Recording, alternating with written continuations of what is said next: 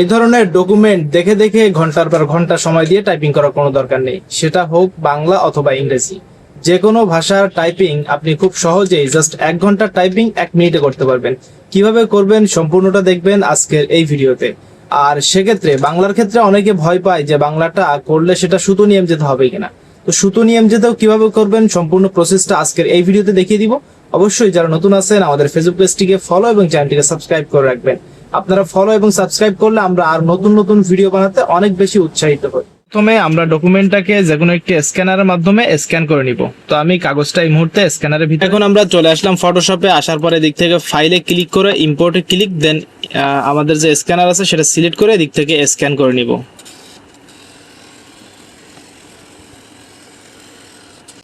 তোমার document scan হয়ে গেলে আমি সবার প্রথমে এটাকে ব্ল্যাক অ্যান্ড হোয়াইটে কনভার্ট করে নিব। কিবোর্ড থেকে Ctrl+Shift+U একসাথে প্রেস করলে ডকুমেন্টটা ব্ল্যাক অ্যান্ড হোয়াইট হয়ে যাবে। তো এরপর আমরা একটু কালারগুলো অ্যাডজাস্ট করে নিয়ে ব্রাইটনেস, কন্ট্রাস্ট এগুলো একটু ঠিক করে নিব যাতে লেখাগুলো স্পষ্ট হয়।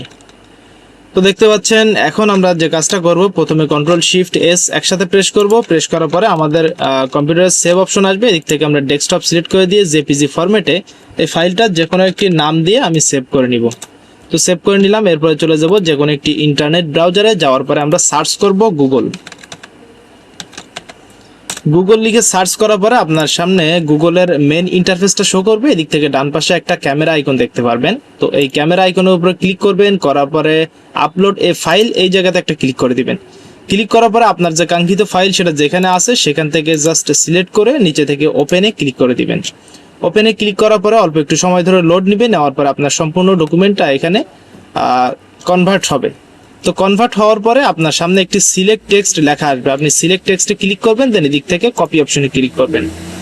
এরপরে চলে যাবেন অন্য একটি ট্যাবে। যাওয়ার পরে এখান থেকে আপনি সার্চ করবেন ইউনিকোড টু বিজয়। তো ইউনিকোড টু বিজয় লিখে সার্চ করার পরে আপনার সামনে প্রথমে যে ওয়েবসাইটটা আসবে বাংলা কনভার্টার, এই ওয়েবসাইটে ক্লিক করবেন। ক্লিক করার পরে এখানে দেখতে পাচ্ছেন ইউনিকোড লেখাটা এখানে পেস্ট করতে বলতেছে। তো আমরা এখানে জাস্ট এটাকে পেস্ট করে দিব। তো আমরা লেখাটা পেস্ট করে দিলাম। দেওয়ার পরে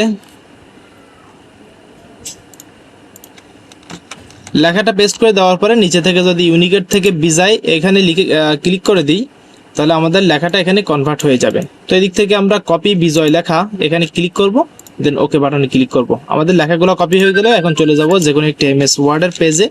যাওয়ার পরে সেখানে গিয়ে প্রথমে লেখাটাকে পেস্ট করে দিব।